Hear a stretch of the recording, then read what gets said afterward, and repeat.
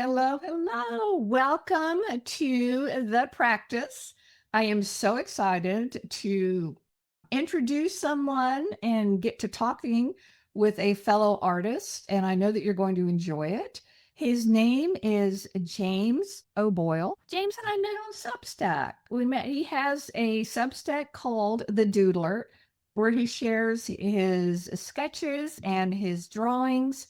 And thank you, James, for saying yes. I really appreciate this opportunity for my community to get to know you because so many of my community are men and women who wonder, how can I be making art? How can I make it fit in?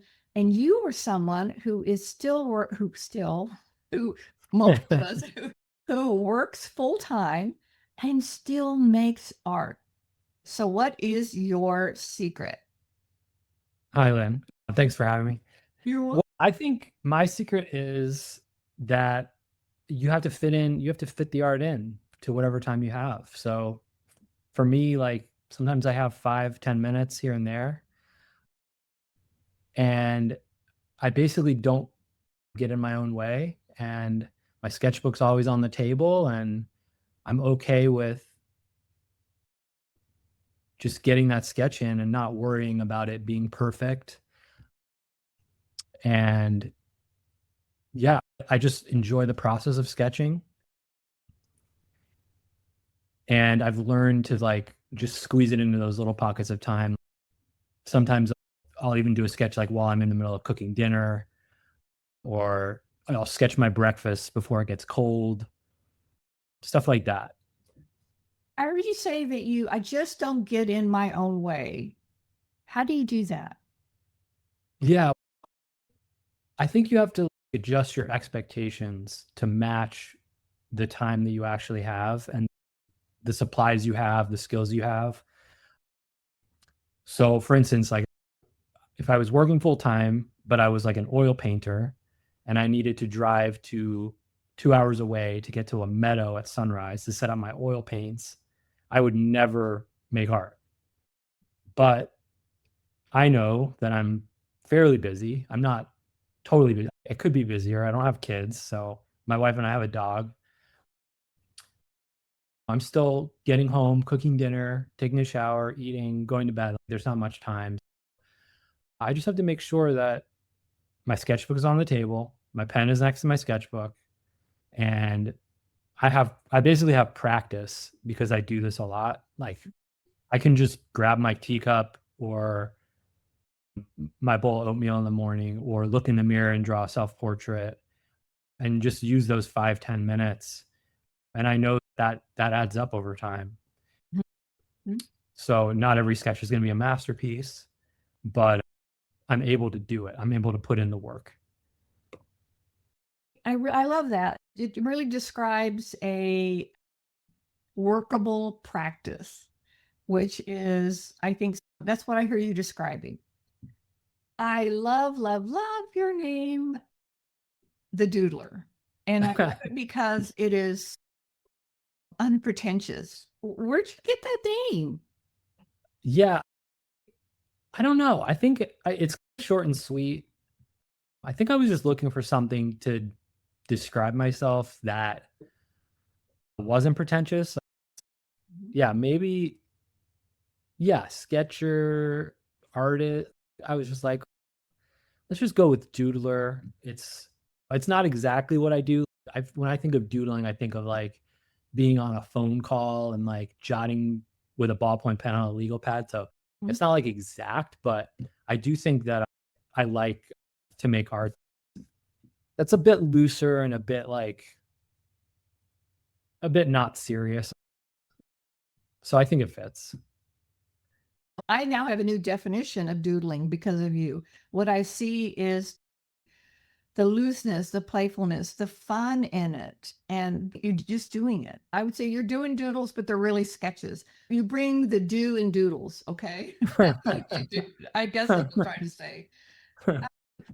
Were you somebody who always drew, or was there a point in your life where drawing really became important to you? Yeah, I drew as a kid.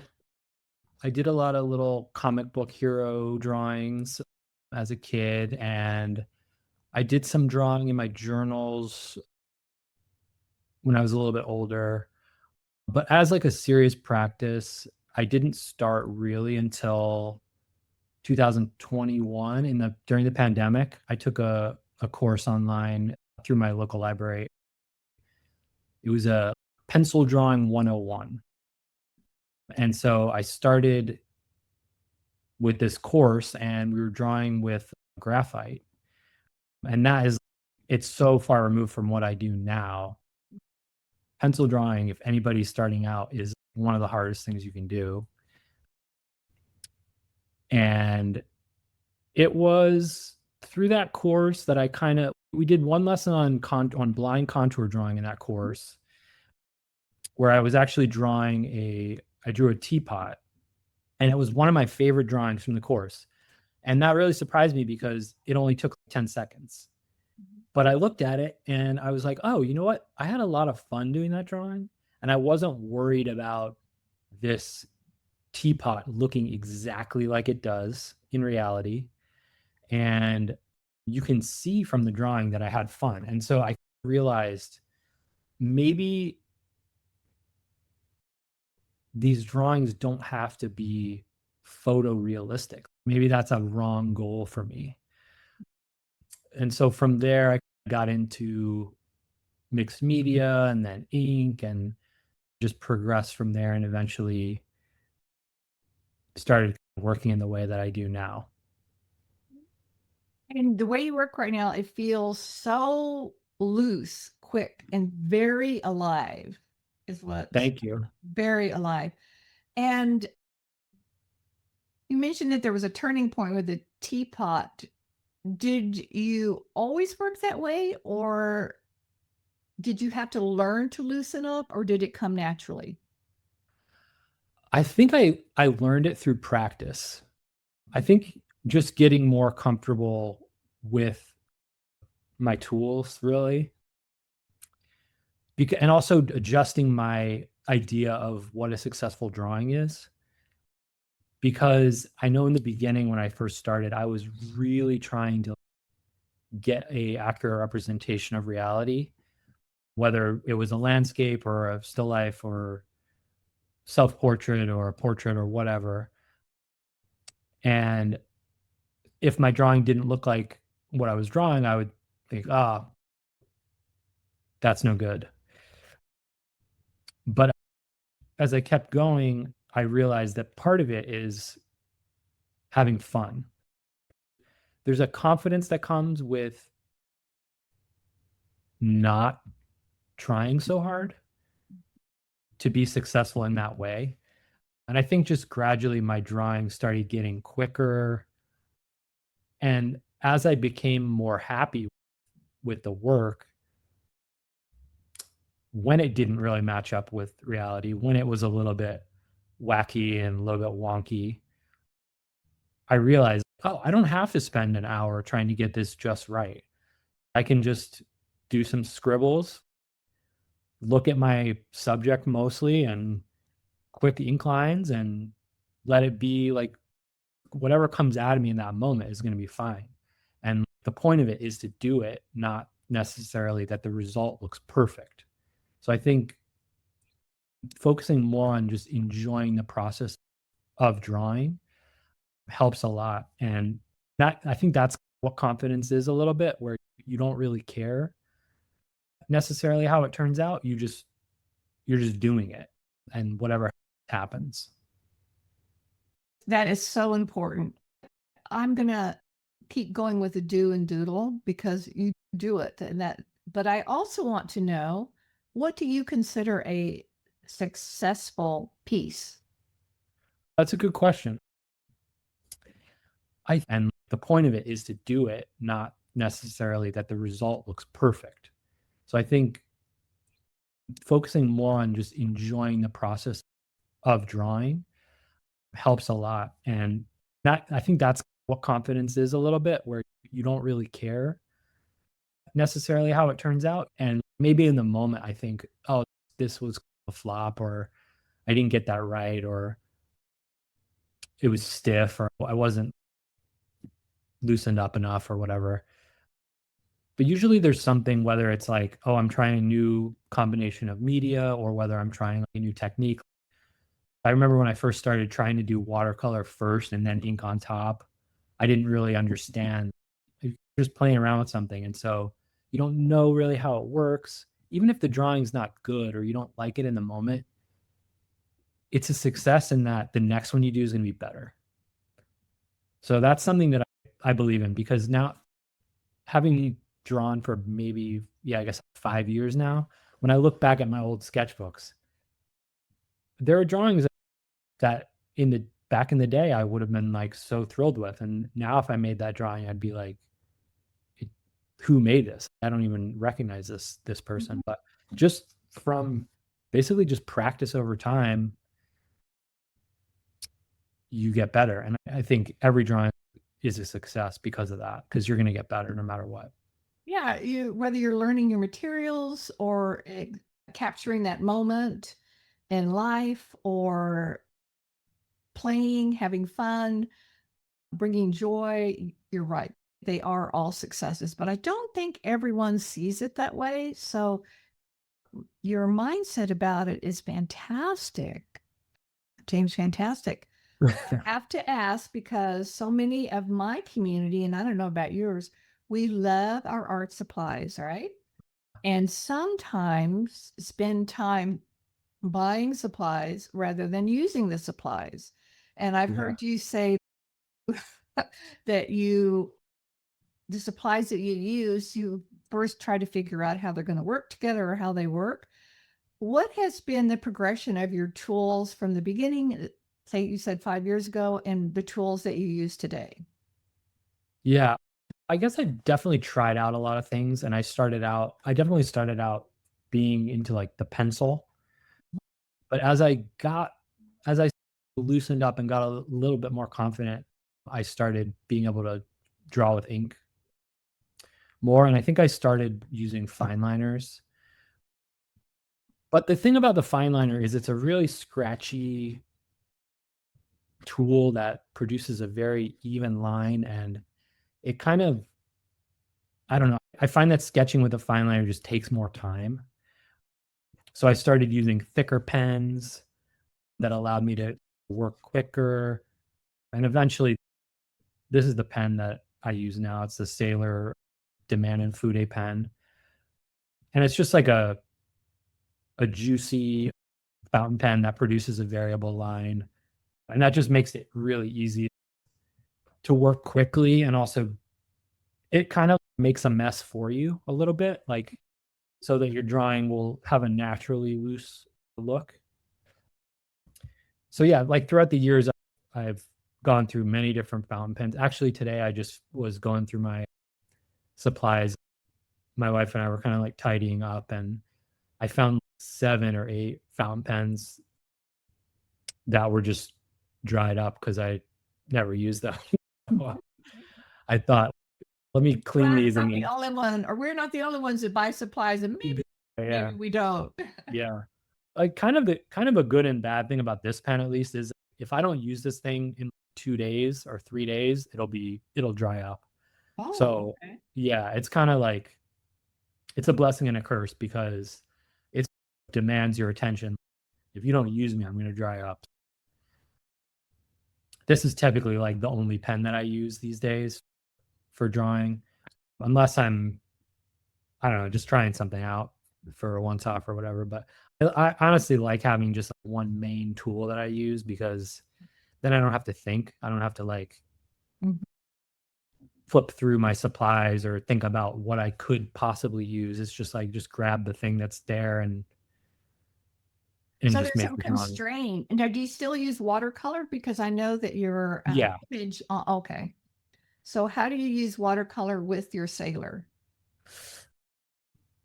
I'll either use mostly I just do the ink first and then I'll add watercolor. But sometimes I'll use watercolor first and then draw on top of it. In that case, I might use a water soluble colored pencil or a water soluble graphite pencil to draw on top of the watercolor because then you don't have to wait for it to dry. So I really like that. I really like being able to put down a wash and then just go right in with the lines.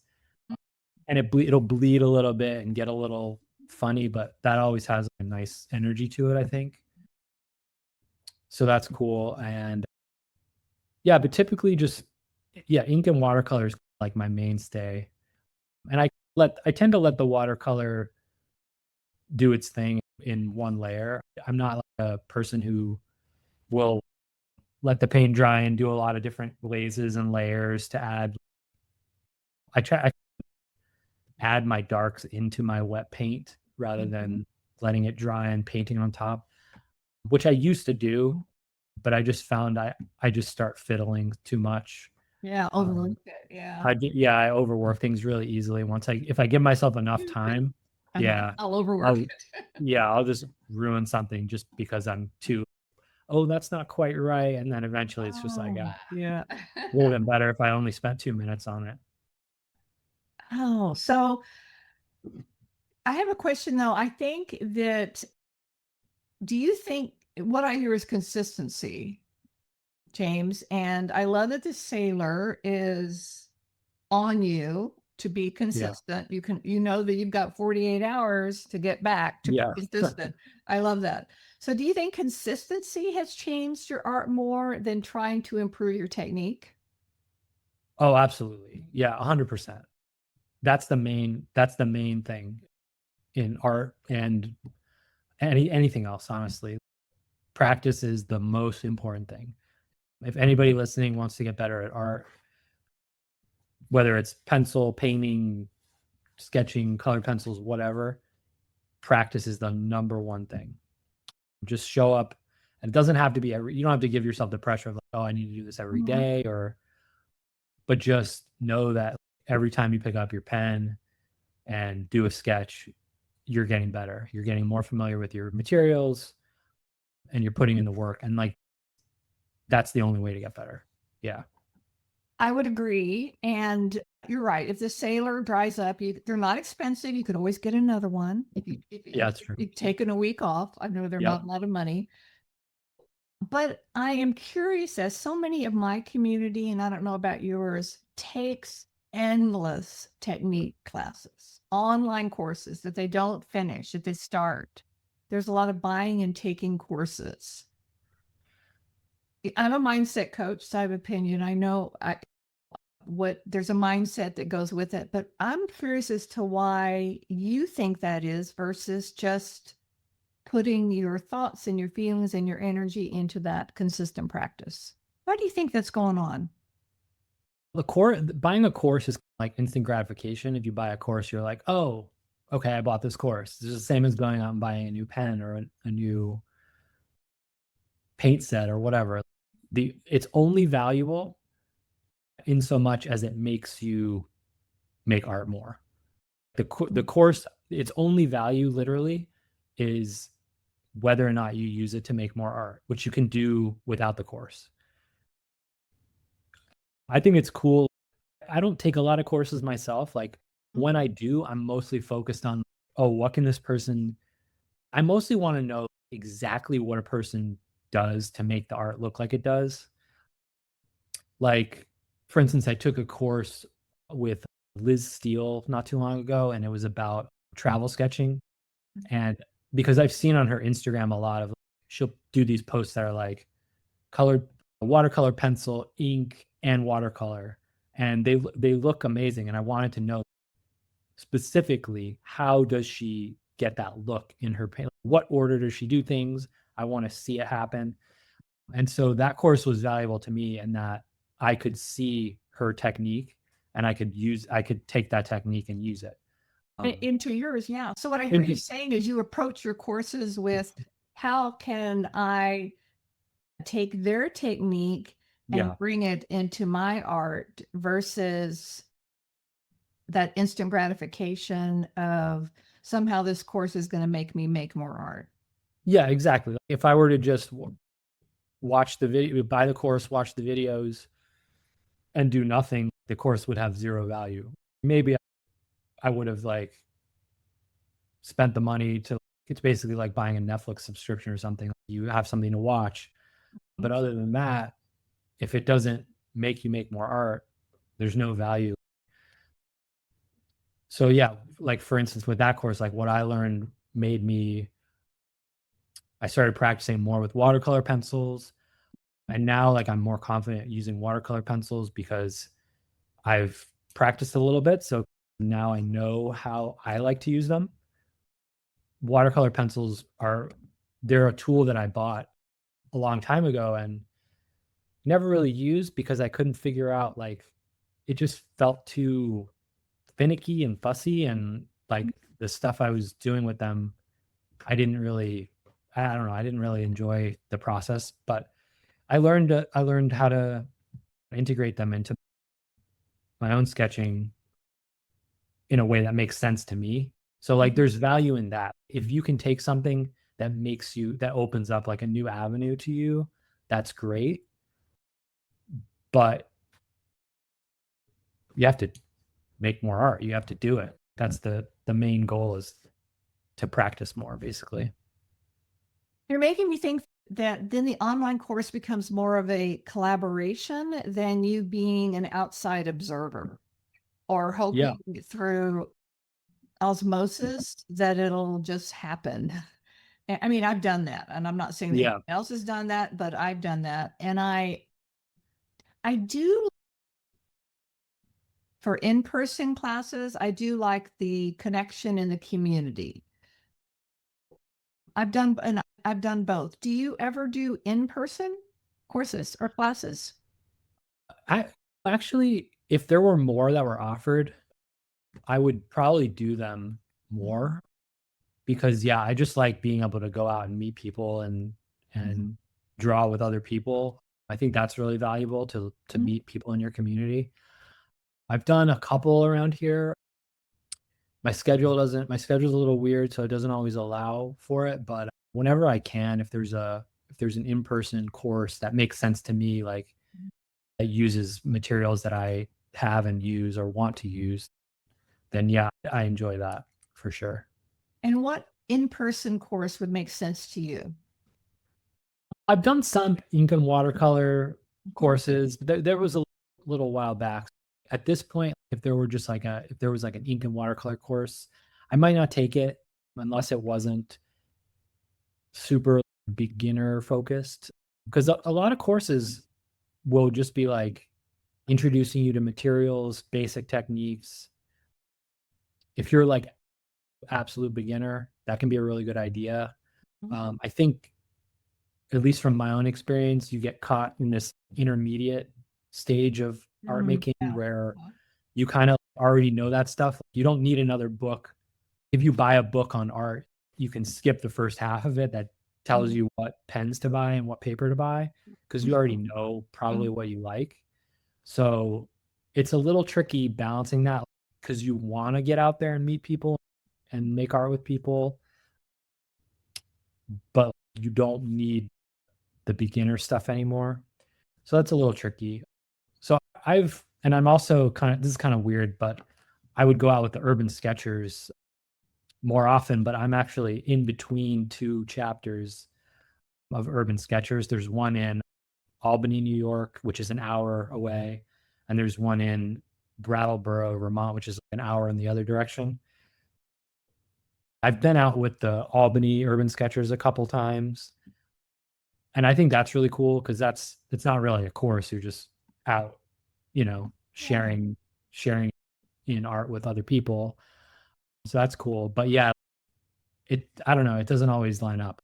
I've thought about even starting one here, but I think for to be like an official urban sketcher chapter, it does actually require quite a bit of work.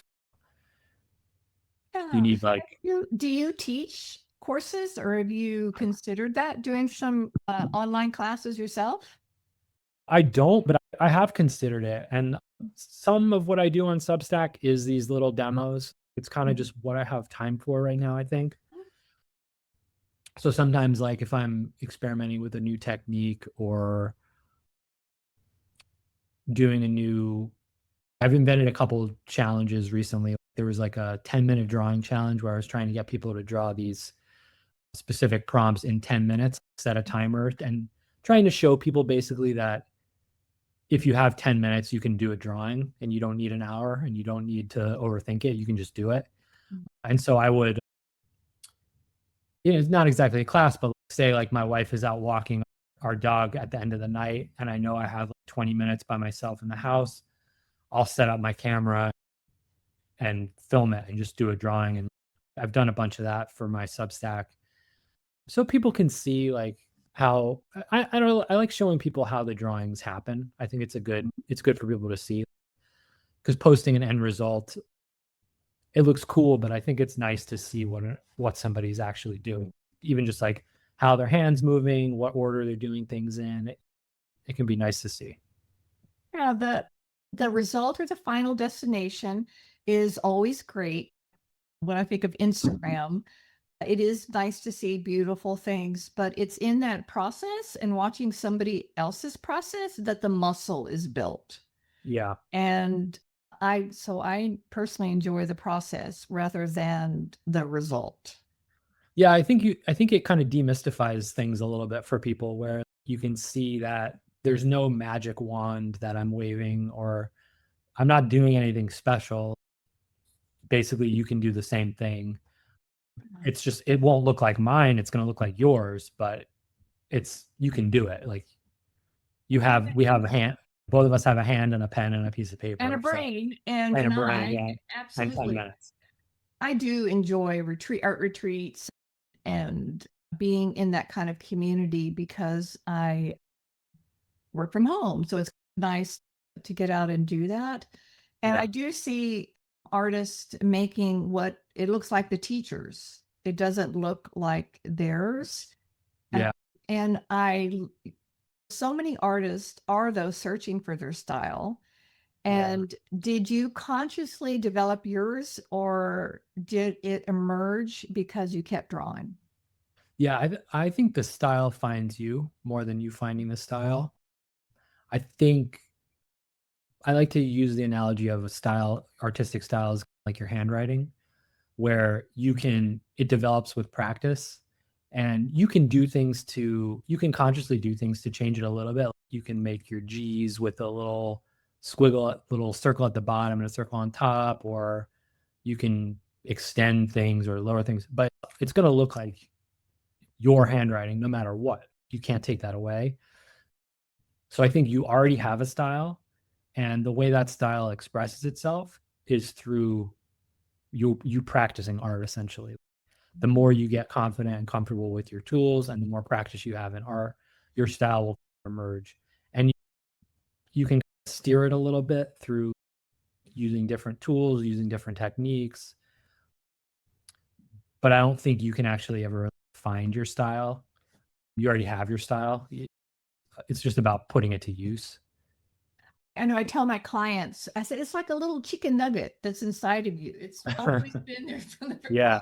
in kindergarten. It showed up, and then maybe a teacher pushed it back. Sad. Mhm. But I said, it's a little chicken nugget there, and it will come out if you keep practicing and not trying to be like your instructor. Yeah. And looking, I love what you said about looking at their technique on how could I take that and apply it to how I make, not Yeah, I yeah. need to Because make like they make. if you go too out of the box, you're just gonna not be happy with the results because it's too much of a stretch.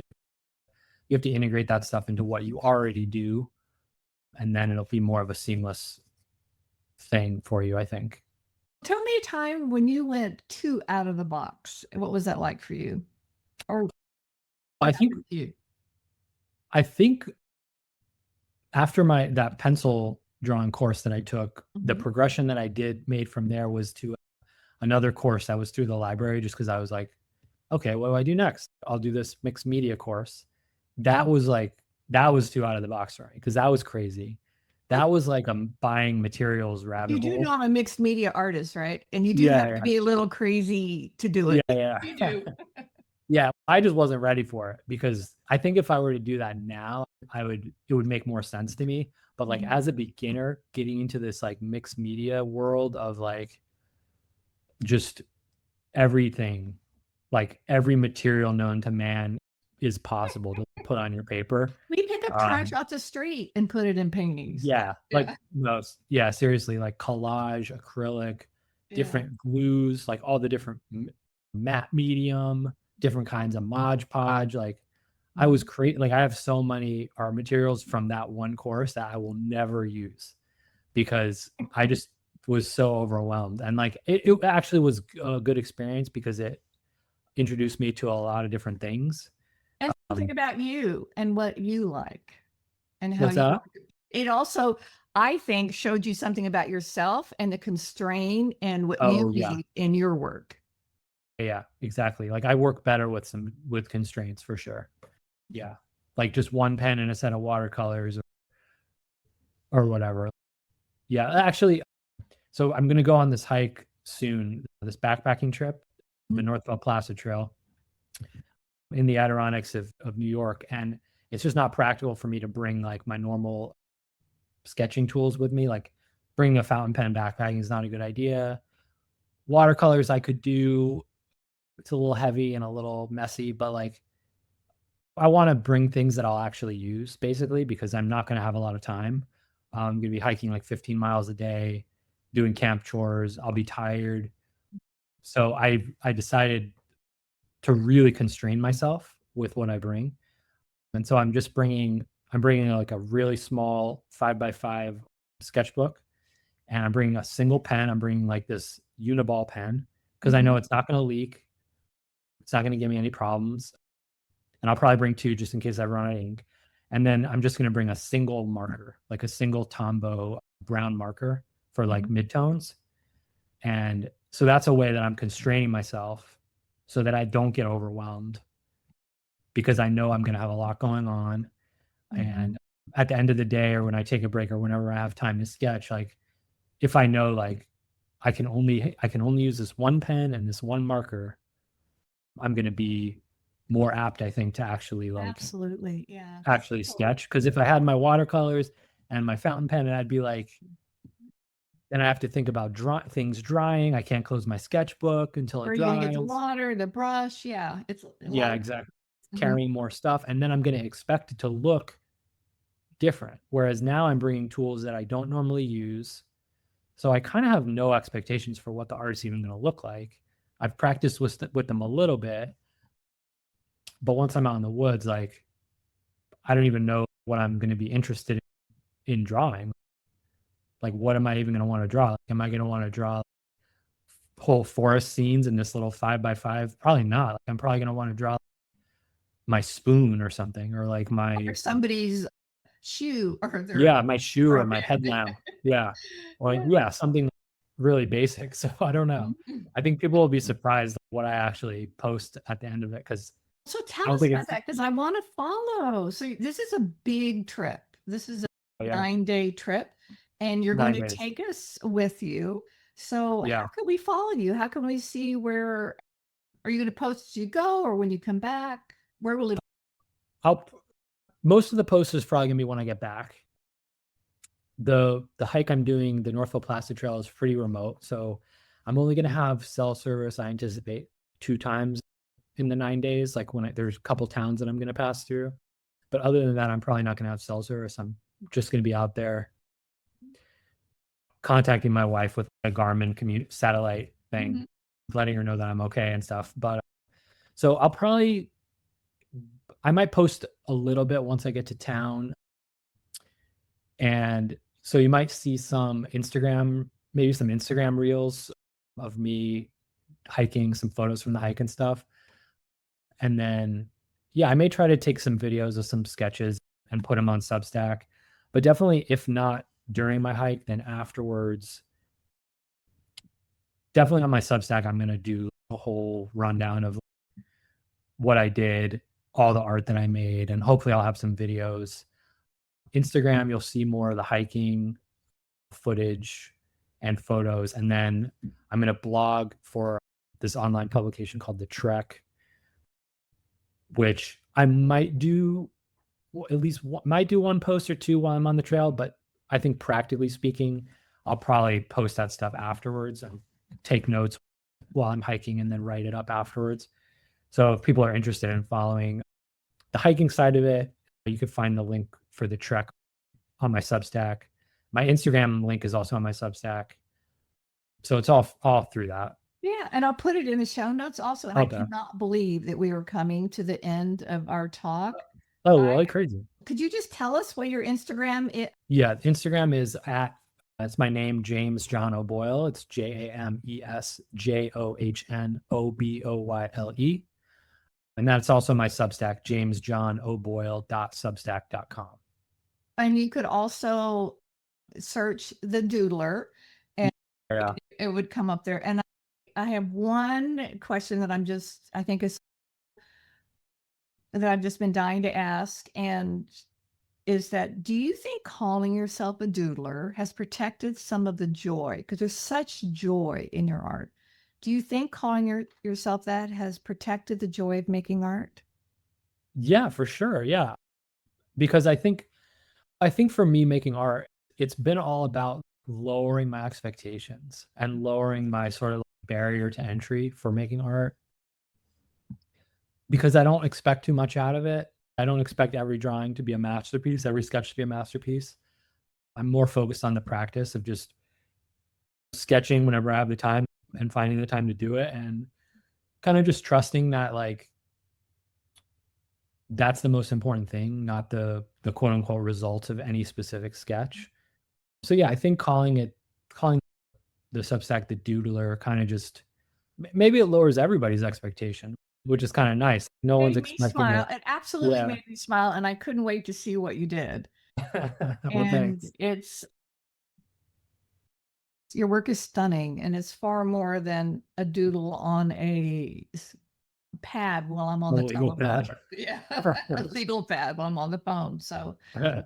James, thank you so much for saying yes and coming on to my this podcast and sharing what you think and you feel in your life and yourself about your art. I am so grateful and I look forward to continuing to watch your journey and your practice on the Doodler and on your Instagram and seeing your hiking through the trek. So thank you so Thank you much so for much. being here. Yeah. Thank you so I much. It's hope it been was great to meet you. fun. I hope you enjoyed it. Yeah. It Had a was great fun. time. Yeah. All right. We'll see you on Substack. All right. Thank you.